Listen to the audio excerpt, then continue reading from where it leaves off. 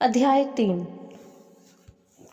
उन दिनों में यूहन्ना बपतिस्मा देने वाला आकर यहूदिया के जंगल में यह प्रचार करने लगा, मन फिराओ क्योंकि स्वर्ग का राज्य निकट आ गया है। यह वही है जिसकी चर्चा यशायाह भविष्यवक्ता के द्वारा की गई। जंगल में एक पुकारने वाले का शब्द हो रहा है कि प्रभु का मार्ग तैयार करो, उसकी सड़कें सीधी करो। यह यूहन्ना ऊंट के रोम का वस्त्र पहने था और अपनी कमर में चमड़े का कटिबंध बांधे हुए था।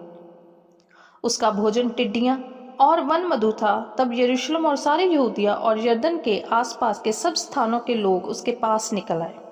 उन्होंने अपने अपने पापों को मानकर यरदन नदी में उससे बपतिस्मा लिया। जब उसने बहुत से फरीसियों और सदूकियों को बपतिस्मा के लिए अपने पास आते देखा तो उसने कहा, हे सांप के बच्चों, तुम्हें किसने जता दिया कि आने वाले क्रोध से भागो? इसलिए मन फिराओ के योग्य फल लाओ और अपने अपने मन में यह ना सोचो कि हमारा पिता अब्राहम है, क्योंकि मैं तुमसे कहता हूँ कि परमेश्वर इन पत्थरों से अब्राहम के लिए संतान उत्पन्न कर सकता है। अब कुल्हाड़ा पेड़ों की जड़ पर रखा हुआ है, इसलिए जो जो पेड़ अच्छा फल नहीं लाता वह काटा और आग में झोंका जाता है।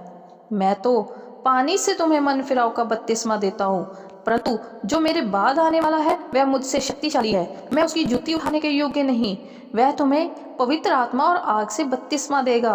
उसका सूप उसके हाथ में है और वह अपना खलिहान अच्छी रीति से साफ करेगा और अपने गेहूं को तो वो खत्ते में इकट्ठा करेगा, परंतु भूसी को उस आग में जलाएगा जो बुझने की नहीं।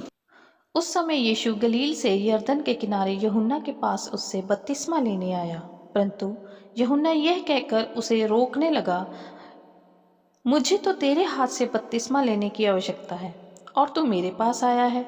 यीशु ने उसको यह उत्तर दिया, अब तो ऐसा ही होने दे, क्योंकि हमें इसी रीति से सब धार्मिकता को पूरा करना उचित है। तब उसने उसकी बात मान ली और यीशु बपतिस्मा लेकर तुरंत पानी में से ऊपर आया और देखो, उसके लिए आकाश खुल गया और उसने परमेश्वर के आत्मा को कबूतर के समान उतरते और अपने ऊपर आते देखा। और देखो, यह आकाशवाणी हुई, यह मेरा प्रिय पुत्र है जिससे मैं अत्यंत प्रसन्न हूँ।